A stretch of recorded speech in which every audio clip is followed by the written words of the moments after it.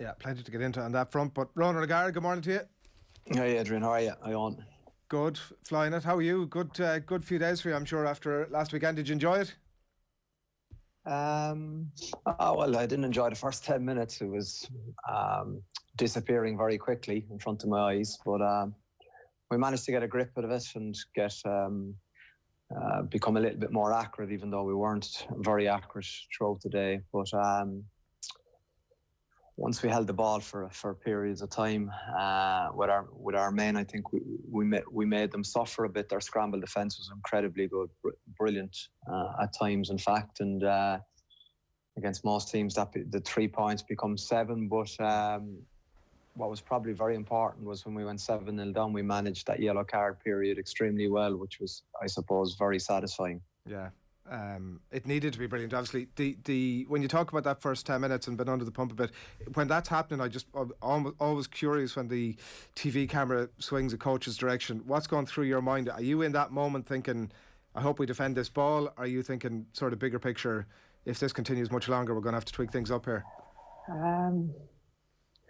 No, because it's very hard to tweak things up in live sport. You can come in with potential ideas, but by the time you get to the message, they're already 90 seconds on to the next play. So, you know what I mean? I think you're really in kind of anticipation mode as opposed to reactive mode. So, does that mean in that 10 minutes then fingers crossed suggests an element of detachment, which I'm not suggesting, but no, but you're probably around the tackle area or the ruck. You're probably maybe getting a message down to we're going to stop contesting and just see what happens for this 3-minute spell. But I'm a firm believer in kind of, if that's the plan you've agreed and you're getting probably pinged, and we were pinged rightly in some instances and maybe inaccurately in other decisions, but that's what happens. I think at the end of the day, we had a plan to probably go after Leinster's ruck, and that worked. The plan is obviously on paper and in theory, but it takes good decisions out of your players to implement that and implement it consistently, and that's, I think, where we probably got a foothold in the match, is that, Batia is a brilliant poacher. We've some good poachers in our team, and that's why at times we're happy for the opposition to have the ball. But when we have the ball, we needed to be better with it, and we didn't, for the first 40, with the exception of the last 8 minutes, we didn't really put Leinster under that much pressure. But I think we managed the scoreboard quite well because they could have been more ahead at half-time. Is that the most satisfying win of your coaching career to date? Oh, I don't know. I haven't even thought about it like that, to be honest. Given the you hinted at it in the Examiner this morning about the opposition, obviously, and even that aside, the magnitude of the game. Yeah, because it was my last game, Adrian. That's why, I think. But I've been lucky that I've experienced a lot of good days coaching, but that's in the past. It's over. It'll never change. What you need to do now is next job, and that's always been my mantra. And you're getting onto it. It's it actually seems so long ago, that Leinster game. We go to Montpellier tomorrow, and we'll be with a different set of players as well. But it's this game. What I like about it a lot is the fact that it's always the next challenge. It's always the next job, and then at the season's end, you can take stock of where you are. Yeah, you got out of Dodge pretty quickly after the game. I was reading. It's awful with COVID. You can't really, especially I think with the different restrictions between the different countries as well. And we tried to meet the Leinster management before the game, but because of they're in a different bubble, there was, even with masks, it was probably taken that no, it's not going to work. Even to go for a coffee to their hotel, or they come out here for a bite to eat to my place, and that just didn't happen. And even after the game, we were able to have a little beer in the corridor with Felipe and Leo and Guy Easterby and a few of the guys that I'd known, and spoke to a few of their players afterwards. But you don't have any time to mingle or say hello or to just what's going on in your world at the minute and stuff like that, because it is important that you go hard for the 80 minutes, but afterwards, especially people from Ireland that you respect, that you get the chance to have a pint or a coffee with them, but that's all restricted now, unfortunately. Have you patched up with Felipe at this stage? I have. That's a long time ago. It's funny too, because we still probably have a laugh and a smile for the first kind of 10 seconds, but then it's not awkward after that anymore, you know. So he's came up with some good starter plays to put us under stress at the weekend, and he's in a great environment in Leinster, and I think I agree with what Stuart Lancaster said. I think, people looking upon Leinster losing a semi-final as a failure needs their head examined. You don't win the European Cup every year. You can't do that. It's not possible. What you have to do, I think, is you've got to keep knocking on the door, and that's what Leinster do, and they've done for the last 10 years, and they'll continue to do. But the dramatics around being overpowered by a La Rochelle team, it happened that day. But if we played this Saturday, I don't know how that result goes, because we know you're judged in that 80 minutes, and that was the one time when it mattered for us. So, we beat them on the day, and we deserve to win. There's no doubt about that. But I wouldn't have this. What's the interrogation of Leinster, and that they're lacking power players. No, like if there are tiny margins involved. If they probably control the ball for another 5 minutes, they could have been 21-0 up. Because there has almost been a conversation, Ronan, over the last couple of days about not only Leinster rugby but Irish rugby at whole, and about this conversation around power. You think that's a little bit of an overreaction, I sense? There is no doubt I think there's probably, there's two maybe sub points to my discussion. The fact that you most definitely need powerful players, but like for me always, I think what brings out the best in powerful players is the people who have the capacity to think 2 or 3 seconds ahead of everyone else. So in sport, there'll always be a place, and the best players will always be the fastest thinkers. So the way it's going in rugby, obviously, is the fact you probably need, on a ratio, you're probably 2 to 1. But for me, the guys with game intelligence will always shine through. But like it helps, and it's how you define power, because there's powerful players, and then there's Will Skelton, and I think he's, as we'd say in France, he's hors category, is he's out of a category because he's so different to everyone else. And he most definitely has changed our team, and he's a very, very special player, and I'm absolutely delighted and I suppose grateful to have the opportunity to work with someone like that, because he's come out of Saracens and he's taken the best out of that. He's come over here, he's rolled up his sleeves, and he's got down to work, and he's become a great player for us. But like he's off the Richter scale in what he can do, and very few players can do that. So I think that's probably the outlier in the survey. But I think there's so many things come down to tactics too, and how you want to play the game. Like, for example, Japan have very powerful players, but they play with huge speed and accuracy, that they don't run over people. They run to the side of them and they exploit space. And they did, you have to say what they did at the World Cup was, I suppose, hugely interesting for coaches out there, and for people who play a different style of game. Do you not, you don't buy the idea then? Because like when you look at, is it 2 Irish appearances and from the same team in a Heineken Cup final over the last 10 years, both by Leinster, obviously one outpowered by Saracens, out-muscled in the quarterfinals last year, out-muscled again last weekend. Because even in your Irish Examiner column this morning, Ronnie, you mentioned here about Irish teams are disciplined and organised and have huge trust in how they play the game, but there are trends to be established if you have a good look at them. What are those trends? I think a big thing I think we kicked more accurately than them at the weekend.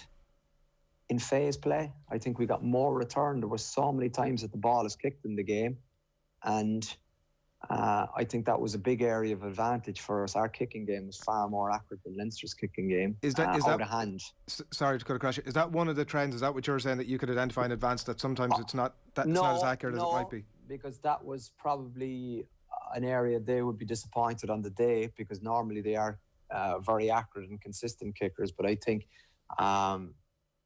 Carbarlo kicked the ball very well. Ihai West kicked the ball very well. From Leinster's point of view, they were inferior to us in their kicking game, and that obviously depends where you play the game, which means where you can exert pressure. The easy thing is to look at, I suppose, the carries of Skelton. Yeah, he did that. Antonio carried well, but there was times when we were struggling to deal with Furlong, to deal with Rhys Ruddock early in the game. So once we have, I suppose, we kind of got him back into an arm wrestle, and I was confident that we would come out on top. So what are the trends that you were spotting when you were, because your piece this morning is very interesting. I recommend people go and have a read of it. But you talk about being obsessed with the preparation of the game, and I'm interested to know, because I think people are here this week are definitely trying to reach some sort of conclusion, not just about Leinster but about trends in Irish rugby, about why they've come up short so much over the last roughly 10 years. Oh, well, I disagree with you completely there. How have they come up short when they're the most consistent and they've won 4 European Cups, Adrian? I don't think you're giving them credit. You know, that's extremely difficult thing to do. They're in semi-finals every year, they're in finals every year. Like, you can't have complete domination of the sport. Where they are is that they have lost the semi-final, and all of a sudden there's a massive inquiry into them. But like, we were you know what I mean?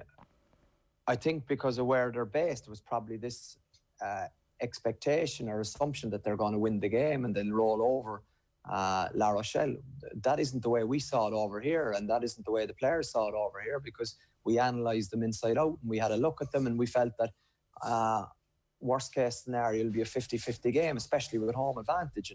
And that's how it turned out to be, and it probably could have been probably a bigger winning margin if we didn't. I suppose I'd be disappointed with the way we finished the game, but you mean after 60 minutes, I don't think the game was in any doubt. One last one for me on the game.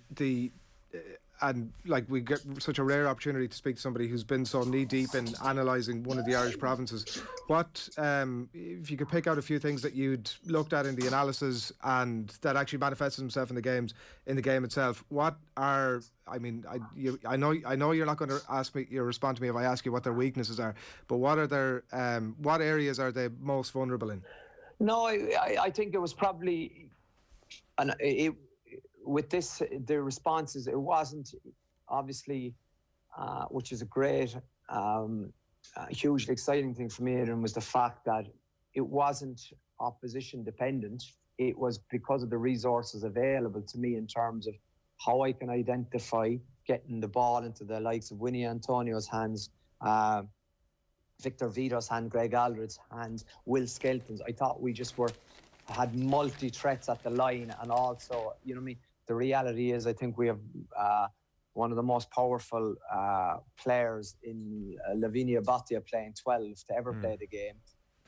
He's a wrecking ball, and he causes absolute havoc for defences. So I was kind of trying to come up with a plan where I could kind of share the load between an intelligent kicking game. Leinster stacked the front line quite a lot, and in terms of then who would make dents on the gain line, I don't think it's possible for an opposition to probably go after certain members of our team, because if Aldred doesn't carry, Bourgarit carries. If Bourgarit doesn't carry, Skelton carries. If Skelton doesn't carry, Antonio carries. If Antonio doesn't carry, Bottia will carry. If Bottia doesn't carry, we'll play out the back to Rule, to Dylan Lays, to Doolan. So that's probably what I was trying to explain to people, in the fact that if you want to be trying to compete in Europe, you need to have multi-threats all over the park. We have, Leinster have, Toulouse have, and that's what excites you as a coach, because you're coming up with kind of ideas to kind of go, okay, how can I stress the defence in this game, and I thought we did that well against Leinster, but at times we were very inaccurate with the ball too, which was disappointing. Ronan, I'd love to get your take on the Lions squad announced yesterday. I think the obvious place to start is with the out-half decision. How will Johnny Sexton feel having either got the call or not received the call from Warren Gatland over the course of the last couple of days? Yeah, if I was Johnny Sexton, and I'd be very disappointed, and I think he has every reason to feel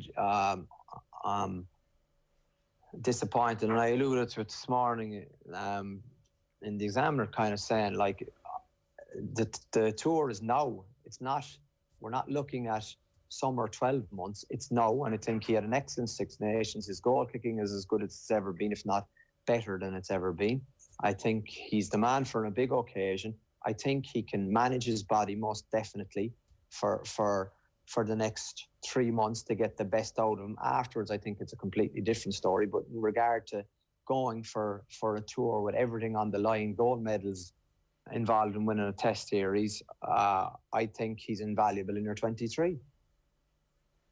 The durability thing comes up, obviously. Brian, yeah, of course it is. Yeah. But there's a management factor in that too, in the fact that durability, if it's all in for winning the test series, which is what Lions series are about, he probably has to train the house down. He needs to play the Saturday before the test. He plays the test, and then, you know what I mean, to win the test, you need to obviously dominate South Africa for 60 minutes of the second test to hopefully get you over the line. If you go 2-0, there's no durability involved. You've spoken a good bit about Finn Russell on the show before as well. I'm a massive fan of his, but Finn Russell, I think, is very, very exciting to change it up. Johnny is probably, as I'd call, a kind of a settler, a strategist in terms of you start the game with him. Finn Russell is the complete opposite in the fact that if you're chasing a game, he is a great asset to bring off a bench. You know what I mean? Because if you're 6 points down, most definitely he has an array of skills that very few people have, that he can win a game for you. And the great thing about that is that I think if you put him in, there's not much of a difference between losing a game 6 points and 13 points if he manages with a killer pass of his for that ball to be intercepted. But that goes with the way he plays the game, and he plays it very differently to a lot of people, and that has to be respected too. It's interesting, you've kind of touched on the disconnect that exists between reality and media coverage when it comes to Leinster, say, over the last couple of days. I was interested in how Warren Gatland was going to respond to questions about power when it came to South Africa, because that has certainly been the way it's been pitched in the media, a team based on power. He didn't stray away from that at all, Ronan, and I'm wondering, in 2009, for example, was there as big a focus on this one facet as there seems to be in this squad? I think there wouldn't have been, but that's, 12 years ago? So everything is advancing, as we know, and everything is becoming more under the microscope and analysed and data related. And there was a big emphasis even in 2009, and there's even a bigger emphasis now. But I think, in fairness to Warren Gatland, he'll have his players absolutely convinced in his policy about how he feels is the best way to take down the Springboks. And as we know, for the last 20 years, he's got massive buy-in from the people that he has coached. Brian O'Driscoll was on yesterday. He said if he's trying to find reasons to leave him out in relation to Sexton, obviously you can find them, and that's where the durability thing comes in. But the absence, just straight from having him around the environment, the training pitch, meeting rooms, around the test environment, just seems such a. Gatland obviously has history here, and who knows, but it seems like such a head scratcher to not have somebody like that around the environment over that period of time. Yeah, I'd say they didn't really maybe they did or didn't consider that, Adrian. I think it seems to me that the discussion was around, can he back up tests? Their opinion was no, and then they probably moved on. Yeah. I think they look at who they have. They go probably carrying the load will be Farrell and Bigger, and I would say Impact Russell. You'd have Farrell is going out as an out half, is he? I think so. he obviously has the capacity to play 12 for me when he's on song, when he's tuned in, when he's not captain. There are very few people as good as him as number 10 in the world. Did you drop Johnny a text afterwards? Are you still that close? Or? Yeah, I did. Yeah, I felt for him. I did. I was, it hit me because I know how much of a competitor he is and I know how much it means to him. And, you know what I mean, we've had our differences over the years, most definitely, but there's had a good, lovely few years in Paris together that was hugely enjoyable. And I've obviously had periods of strong contact and periods like leading up to the game where you wouldn't be in contact, but there's an awful lot of respect there, and admire what he's done in his career. And I think it's tough, but that's what happens, you know. That everyone thinks it's just that person, but it doesn't finish well for a lot of people, as we know, and that's sport, and that's what happens. It's tough, but it's nothing personal, and you move on to the next job, and Johnny will move on and get motivated for what his next challenge is. Yeah. Look, it's not the biggest thing in your radar over the next while. I've absolutely no doubt about that. No, but it's not like that. It's just you've got to remember too that I think it's you know what I mean, Johnny is at an age where he has done so much. It's someone like James Ryan that you'd have to be particularly disappointed for as well, because he's at an age where he's probably not near his prime, but he's offered so much. And you mean, for, I suppose, we were categorising him as a world-class player, which I certainly thought it was as well, a potential Ireland captain, a Lions captain, and then all of a sudden this morning he's not involved in the squad. That's so soul destroying for players. I remember, well, I didn't have that disappointment as a player missing out in squads, but you know what I mean, when you're missing out for test selection or you mess up in a test, it's shattering. But that's, I said, what doesn't kill you makes you stronger, as the saying says, and so true. So those guys this morning, you'd be thinking for them, not about the people that are going. You think of the guys who are missing out.